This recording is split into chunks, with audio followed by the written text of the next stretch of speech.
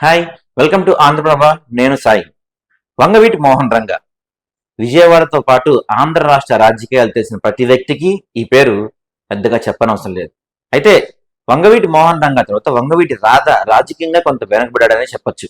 ఆయన ఒకసారి 2004లో ఎమ్మెల్యేగా గెలిచిన వంగవీటి రాధ ఆ తర్వాత 2009 నుంచి ప్రతిసారి ఓడిపోతూనే వస్తున్నారు. అంతేకాకుండా ఆయన ప్రజారాజ్యం, ఆ తర్వాత వైసీపీ, ఆ తర్వాత టీడీపీ, ఇప్పుడు మళ్ళీ జనసేనలో కాకుండా టీడీపీ అటు ఇటు కొట్టుమిట్టాడుతూ ఉన్నారు.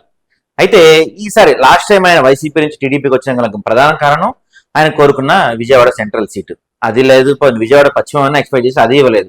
ఆయనకి మచిలీపట్నం ఎంపీ ఇస్తాన్నారు, ఆయన అది వద్దని చెప్పి అలిగి పార్టీ నుంచి బయటకు వచ్చి టీడీపీ జాయిన్ అయ్యారు. అయితే వంగవీటి రాధ హత్యకు ప్రధాన కారణం టీడీపీ అని ఎప్పటి నుంచో టీడీపీని కాపు సామాజిక వర్గం కానీ విజయవాడలో రంగ వర్గీయులు కానీ వీళ్ళందరూ ఎప్పటి నుంచో టీడీపీని దూరం పెడుతూ ఉంటారు. రాధా టీడీపీలో చేరటంతో ఆ టైంలో పెద్ద ఎత్తున విమర్శలు వచ్చాయి. అవన్నీ ఆయన ఎక్స్ప్లెనేషన్ ఇచ్చారు, అదంతా అయిపోయింది. అయితే ఏ సీటు కోసం అయితే టీడీపీలో వచ్చారో ఆ సీటు మళ్ళీ రాధాకు దక్కలేదని చెప్పొచ్చు.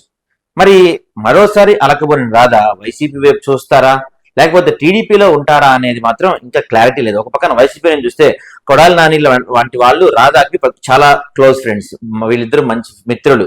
సో ఎలాగైనా రాధాని మళ్ళీ వైసీపీలోకి తీసుకెళ్ళడానికి బలంగానే ట్రై చేశారు. ఎందుకంటే రాధాతో పాటు చాలా చోట్ల గట్టిగా ఇప్పటికీ కూడా కాపు ఓట్లు ప్రభావితం చేయగలిగిన ఎంతో కొంత ప్రభావితం చేయగలిగిన వ్యక్తిగా రాధాకు మన ఏపీలో మంచి పేరుంది. సో ఆయన్ని వాడుకుంటే, ఆయనతో పాటు ఇప్పుడు ముద్రగడ కూడా పార్టీలో చేరాడు కాబట్టి రాధాని కూడా వాడుకుంటే కాపు ఓట్లు బలంగా చీల్చొచ్చు అని చెప్పి వైసీపీ భావించింది. ఆ విధంగా ప్రయత్నాలు చేసినప్పటికీ ఇంకా అది సఫలం కాలేదని అనుకోవచ్చు. అయితే తాజాగా ముద్రగడ పద్మనాభం వైసీపీలో చేరడంతో రాధాని ఎన్నికల ప్రచారానికి బలంగా వాడుకోవాలని చెప్పి టీడీపీ జనసేన కూటమి ఫిక్స్ అయినట్టు తెలుస్తుంది. నిన్న దాదాపు మనోహర్తో గంట పాటు రాధా చర్చ జరిగిన తర్వాత సీటు గురించి ఆయనకి హామీ లభించిందా లభించలేదన్న మాత్రం ఇంకా క్లారిటీ లేదు. కానీ ప్రచారానికి ముఖ్యంగా కాపు ఓటర్లు బలంగా ఉండే తూర్పు పశ్చిమ గోదావరి నియోజకవర్గాల్లో, విజయవాడ నియోజకవర్గాల్లో పవన్ కళ్యాణ్ తో పాటు సభల్లో పాల్గొనడం అంటే విస్తృతంగా ప్రచారం చేయొచ్చు, రాధాని విస్తృతంగా ప్రచారంగా తిప్పడంతో కాపు ఓట్లు ప్రభావితం చేయొచ్చు అనేది ఈ కూటమి ప్రధాన ప్లాన్ గా ఉంది. అయితే ఓ పక్కన ఇప్పటికే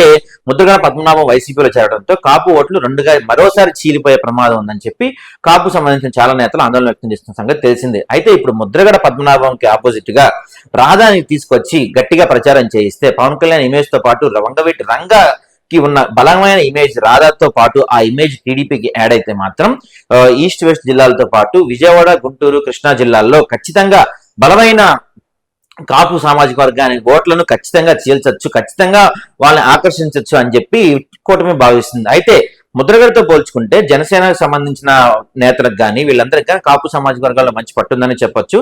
దీంతో పాటు ముఖ్యంగా రాధాకు కాపు యువతలో ప్రత్యేకంగా చెప్పాలంటే విజయవాడ, గుంటూరు సైడ్ విపరీతమైన కాపు యువత ఫాలోయింగ్ రాధా సొంతం. ఆయన గనక బలంగా వాడుకొని అంటే ప్రతి సభకు కానీ ప్రతి రోడ్ షోకి కానీ పవన్ కళ్యాణ్ తో పాటు రాధాని కూడా వాడుకుంటే గణనీయంగా కాపు ఓట్లను చీల్చగల కెపాసిటీ రాధాకు ఉందని చెప్పి రాజకీయ విశ్లేషణలు అంచనా వేస్తున్నారు. అయితే మరి దీనికి రాధా ఒప్పుకుంటారా? ఆయనకు సీట్ ఇవ్వకుండా ప్రచారానికి వాడుకుంటాం, ఖచ్చితంగా రేపు గెలిచిన తర్వాత ఏదో పదవి హామీ ఇచ్చి ఆయన్ని ఒప్పిస్తారా అనేది మాత్రం క్లారిటీ లేదు. కానీ ఏది ఏమైనా రాధా, పవన్ కళ్యాణ్ కలిసి ప్రచారం చేస్తే మాత్రం కాపు ఓట్లు ఖచ్చితంగా చీల్చే అవకాశం ఉందంటున్నారు రాజకీయ పండితులు.